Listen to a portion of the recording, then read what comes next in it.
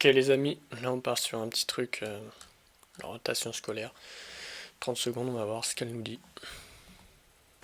Bonjour, aujourd'hui je vous partage les résultats d'une enquête BVA au sujet de l'orientation scolaire vue par les parents d'élèves. Savez-vous que 93% des parents d'élèves pensent que l'orientation est un sujet de préoccupation? Oui alors bon, quand on commence à te balancer un peu des chiffres comme ça, là, 93%, 80 machin, tout ça, tu sais pertinemment que derrière il y a quelque chose que ils ne veulent pas dire, parce que sinon ils te donneraient les études.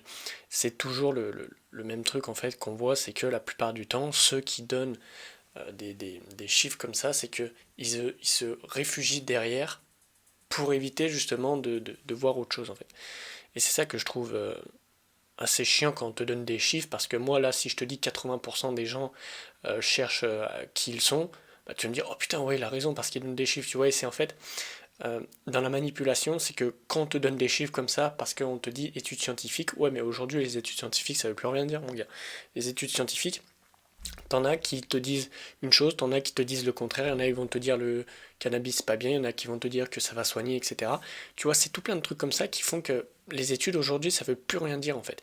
Donc donner des chiffres comme ça pour dire de donner des chiffres, pour moi, c'est complètement biaisé. Et tu peux pas baser tes dits sur des chiffres que tu donnes en fait. C'est sur un raisonnement logique qu'il faut que tu bases tes dits en fait. Parce que si tu ne fais pas ça, bah forcément, tout ce que tu dis, c'est de la merde.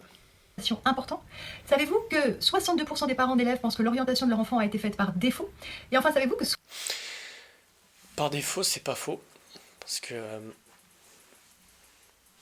quand tu vois, j'ai beaucoup de personnes en appel, et au final, ils font les choses parce que leurs parents leur a insinué ça, si tu veux. Ou du moins parce qu'ils ne savaient pas quoi faire. Et du moins, vu qu'ils ne savaient pas quoi faire, derrière, ce qui fait que, étant donné qu'ils ne savent pas quoi faire, mais le fait n'est pas de ne pas savoir quoi faire, c'est de ne pas savoir qui ils sont. Et le fait de ne pas savoir qui ils sont, ensuite engendre le fait de ne pas savoir quoi faire. C'est comme ça, c'est mathématique, tu vois, et je le vois en fait. C'est tellement logique maintenant pour moi que par rapport à une personne, et puis finalement, il n'y a rien de plus logique. Regarde, avec moi. Si tu ne sais pas quoi faire, c'est dû à quoi?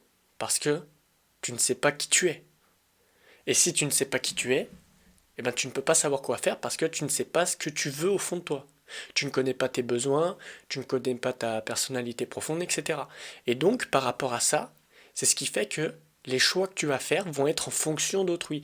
Et par rapport à ces choix et en fonction de ces choix de fonction d'autrui, eh ben, tu, tu, tu, tu vas essayer de chercher dans ces choses que tu vas faire la reconnaissance. Mais arrivé à un moment, la reconnaissance, enfin, c'est plus utile, tu vois.